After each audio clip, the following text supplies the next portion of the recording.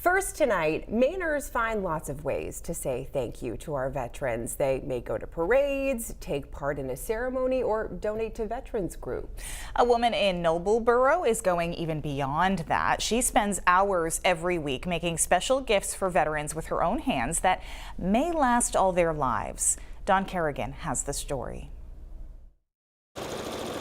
1/4 inch seam on both sides. Pat Johnston knows those measurements by heart. Even seams, Pat will tell you, are one of the many keys to making quilts. Oh, I've been quilting for 23 years. Wow. But 15 doing veteran quilts. Quilts like the one on her wall, still under construction.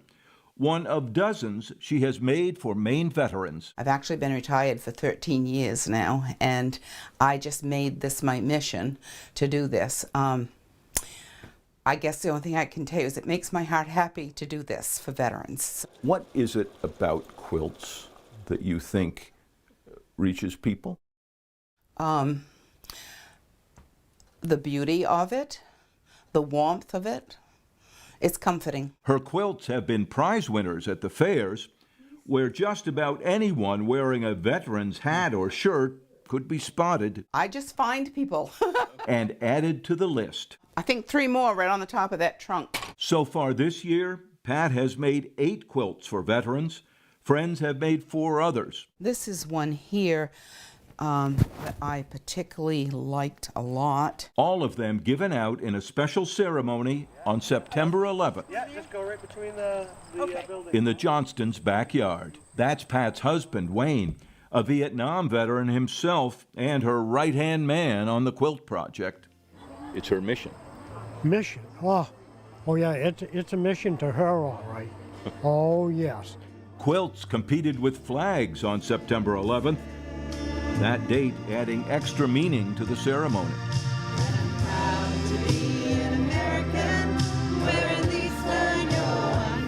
And then the quilts and their veterans were brought together. Military vets from different eras.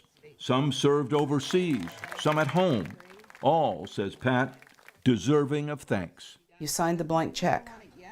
You didn't know where you was going, and you didn't know if you was coming back. And just in that sense, that's why you deserve to have a quilt.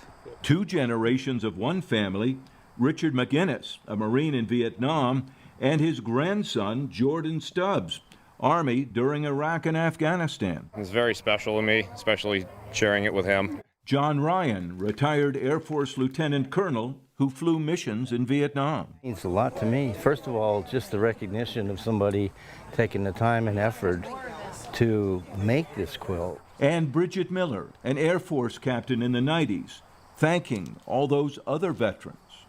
The sacrifices that they've made just feel so much more than what I did in the service. A lot of respect. It was a day for tears and thanks, and for standing with those who also answered the call. A quilt, it turns out, can mean a lot. The main reason it makes me happy is because this is the only thing I can do for veterans. That's why I do it. And it's why she's already at work on more quilts. I'm gonna run out of thread.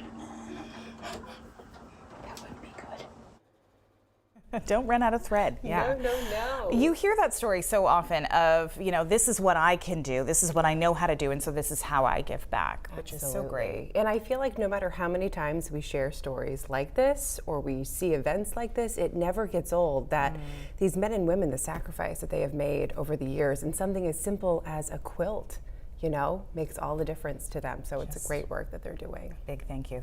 Yeah, really great. Pat says it takes her about 40 hours to make a quilt, by the way, so she is putting the time in. And while she's sewing, her husband Wayne works on firewood. Some of the wood is for them, some he gives away, and some of it is sold. Wayne is actually saving up to make a second trip back to Vietnam. Just a great story. Yeah.